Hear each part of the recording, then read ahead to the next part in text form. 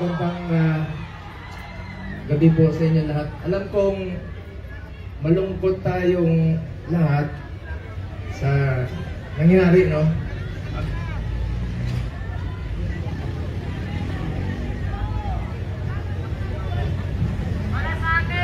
Alam nyo, kwento ko lang po sa inyo ang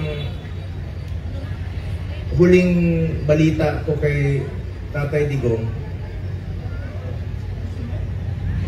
Matagal kaming pagkasama. Alam nyo, higit pa sa tatay ang turing ko sa kanya. 1998, una po akong nanindihan sa kanya. Hanggang 2022, kahit senador na po ako, sinasamahan ko siya hanggang sa huling araw ng kanyang termino. Sumama po ako hanggang makauwi siya sa bahay niya noong June 30 of 2022. Alam ko yung hirap na niya. Halos hindi na nga makasuot ng medyas. Sinong magme-medyas sa kanya doon?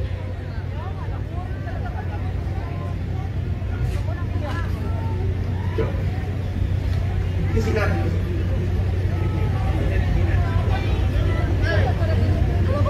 Alam niyo, nakausap ko kaninang madaling araw si Attorney Medialdea pagkatapos ng hearing nila at saka si Ma'am Hanilet.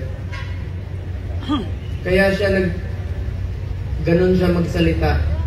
Dalawang dahilan, maaaring nag-a-adjust sa oras, at ang pinakamasakit sa lahat, yung sinabi sa akin ni Attorney Medialdea na hindi binibigay sa kanya yung gamot niya.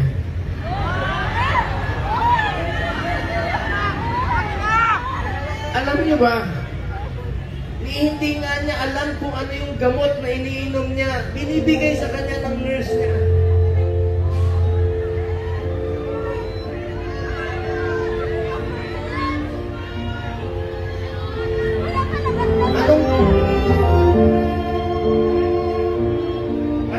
Anong gusto nilang gawin kay Tatay Digong?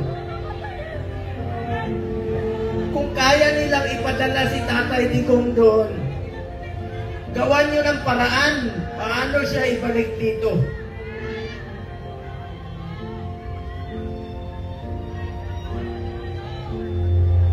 Ang gusto nyo basahin ko yung mga medisina niya.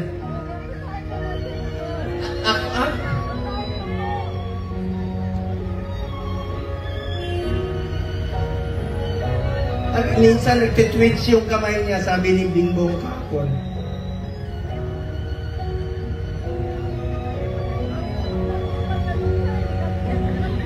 Kaya sa lahat ng mga politiko na nakinabang kayo sa panahon na pinansin kayo ni Tatay Digong. 6 na taon kayong pinansin ni Tatay Digong. Yung iba dyan, pinupuntahan pa namin yung birthday. Makakatulog pa ba kayo? Tulungan nyo naman si Tatay Digong.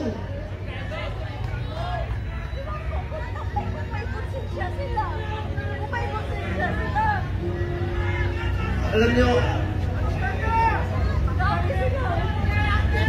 hindi naman tatakas si Tatay Digong.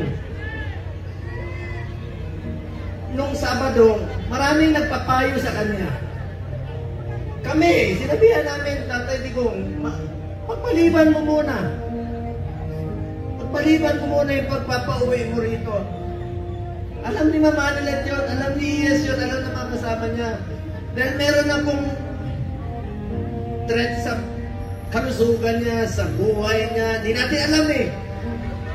Pero mas pinili niyang umuwi at harapin. Ibig sabihin nun, hindi tatakas si Tatay Digong. Hindi tatakbo si Tatay Digong na hindi na kanya kaya tumakbo. Nakasungkod. Kaya pa ba niya tumakbo? Mga politiko, nananawagan ako sa inyo. Pinansin namin kayo sa 6 na taon, hindi namin kayo pinabayaan. Tulungan niyo naman Tatay Digong. Tulungan niyo naman. Nangungulila lahat. Alam niyo, hindi, pagdating niya, ako mismo, meron na akong pass para sunduin kasama ko yung 3 doktor niya. Then schedule po siya magpa-check up sa Cardinal Santos. But, bagamat since 2022, di na kami alam niyo, 1998 hanggang 2022, halos araw-araw kami magkasama. 360 days out of 365 days magkasama kami. Noong 2022, may trabaho na po ako bilang senador, hindi na ako nakasama sa kanya. Pero hindi ko po pinapabayaan yung medical niya dahil yun po ang pinangako ko sa kanya hanggang sa pagtanda niya, hanggang sa kamatayan niya, hindi ko po siya iwanan. Lalong-lalo na po sa medical. Alam niyo, nakaraang 4 na buwan, monthly siya nagpapa-check up. Yung dinidrip po siya. You may check with the doctors. I-check niya sa hospital. Kaya samahan ko siya doon, dinidrip siya para umaba ang kanyang buhay. Scheduled sa March 12. Pero ngayon, pati gamot ipagkakait. Sinong mananagot niyan pag may nangyari kay Tatay Digong? Ibangat! Ibangat!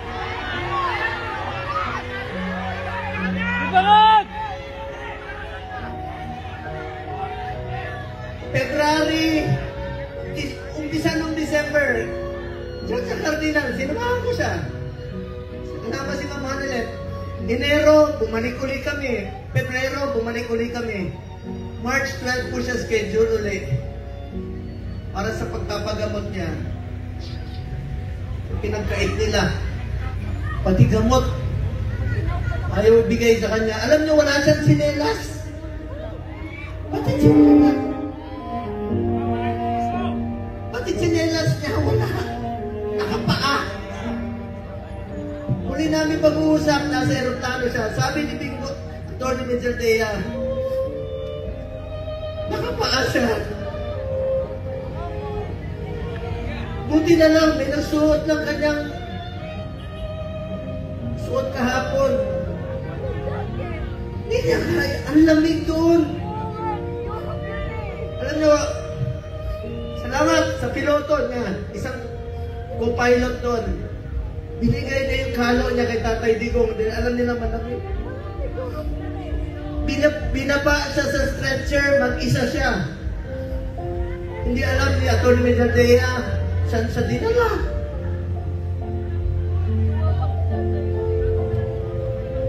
Alam ko nangungulila kayo, nakausap ko si Kitty kahapon. Alam niyo, bilib ako kay Kitty. Sa murang edad na 20, dapat hindi siya kasama sa politika. Dapat mag-aaral siya ngayon. Pero sinama siya sa dumi ng politika.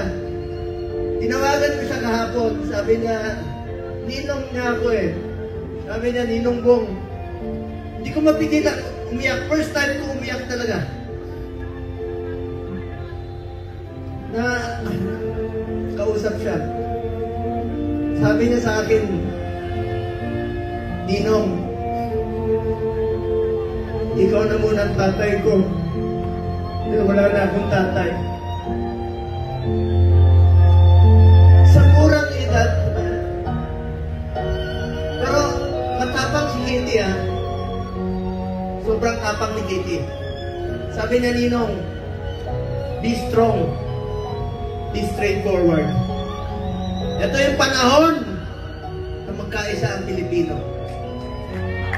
Magkaisa tayo para kay Tatay Digong. Nakikiusap po ako, manginahon po tayo. Huwag po tayo gumawa ng bagay na ibabalik sa atin. Mga Pilipino, magkaisa po tayo para kay Tatay Digong. Importante muna ang kalusugan.